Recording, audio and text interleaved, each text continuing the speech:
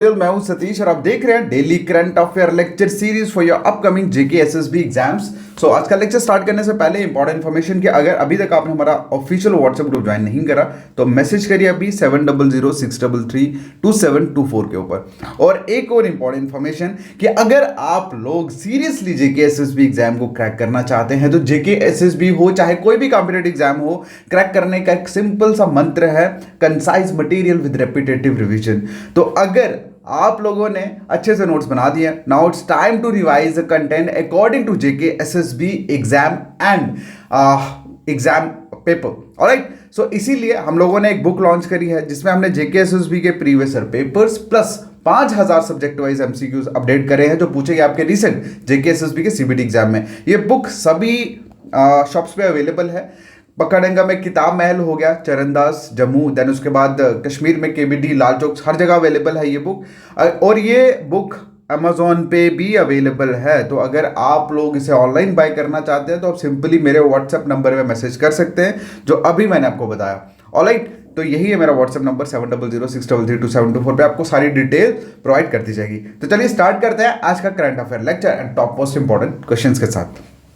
पहला क्वेश्चन है हमारा कि कौन सी इंडियन कंपनी है जिसको इंडिया का पहला बीआईएस लाइसेंस जो है वो दिया गया है क्या बनाने के लिए? फायर रेजिस्टेंट स्टील, मतलब जो फायर को रोक सके उस तरह का स्टील बनाने के लिए कौन सी इंडिया की कंपनी को पहला बीआईएस लाइसेंस जो है वो दिया गया है? तो इसका जो आंसर है that is Jindal steel and power. ठीक है, जिंदयाल स्टील को ये दिया गया है। Okay, Jindal steel power receive, ये बेसिकली बीआईएस का मतलब होता है ब्यूरो ऑफ इंडियन स्टैंडर्ड। क्या? Bureau of Indian standard certificate. Okay, for manufacturing India's first fire resistant steel at rail mill और special profit mill in Raigarh Chhattisgarh में।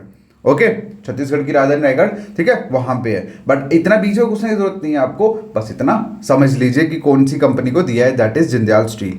नेक्स्ट जो question है, क्वेश्चन मोस्ट इंपॉर्टेंट है और आप लोगों के लिए इंपॉर्टेंट भी है कि अभी जो टॉप वर्ल्ड की हैप्पीनेस रिपोर्ट रिलीज हुई है 2023 की, उसके अकॉर्डिंगली कौन सी कंट्री जो है वर्ल्ड की सबसे ज्यादा हैप्पीएस्ट कंट्री है? Which country is happiest country the world? तो इसका जो आंसर मुझे लगता है आप सबको पता ही होगा, दैट इज फिनलैंड। क्या आंसर है? फिनलैंड। ओके, तो फिनलैंड बेसिकली मतलब कॉन्जिक्यूटिव टाइम्स पे बहुत लंबे टाइम से टॉप करे जा रही है वर्ल्ड हैप्पीनेस रिपोर्ट, मतलब वर्ल्ड हैप्पीनेस कंट्रीज में। अच्छा, ये जो वर्ल्ड हैप्पीनेस रिपोर्ट है ये कौन रिलीज करता है, कौन पब्लिश करता है? ये रिलीज करता है United nation sustainable development solution network. Okay, और ये कंटिन्यू पिछले 6 साल से रिलीज जो है वो करे जा रहे हैं। ऑलराइट, और वहीं पे अगर हम बात करें कि इंडिया का कौन सी पोजीशन है, तो इंडिया की पोजीशन की अगर हम बात करें दैट इज 126। फिनलैंड टॉप पे है और इंडिया की पोजीशन 126 है।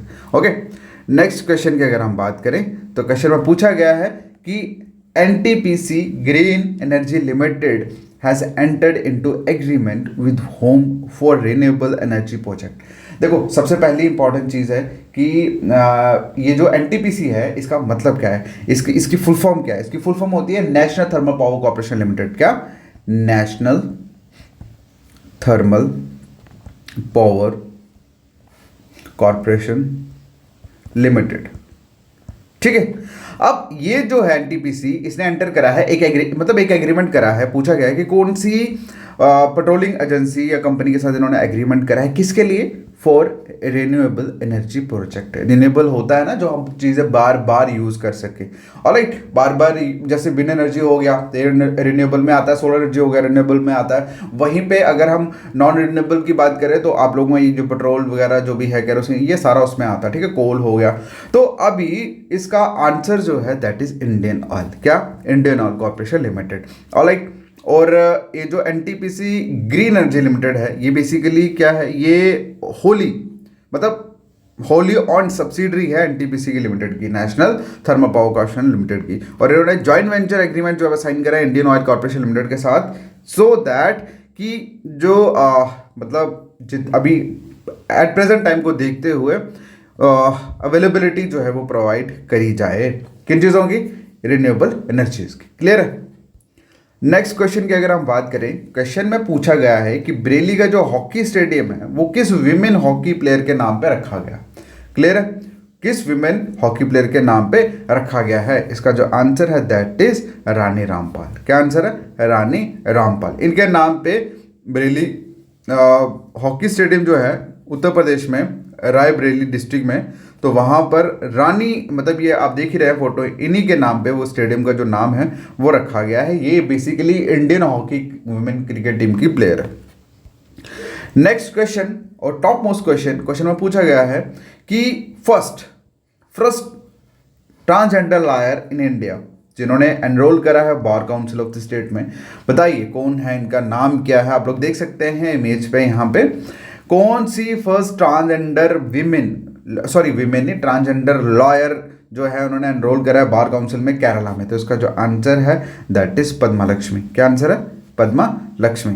क्लियर है, first transgender lawyer from the state to advocate to enroll as a advocate with the bar council of the state, ठीक है, केरला में।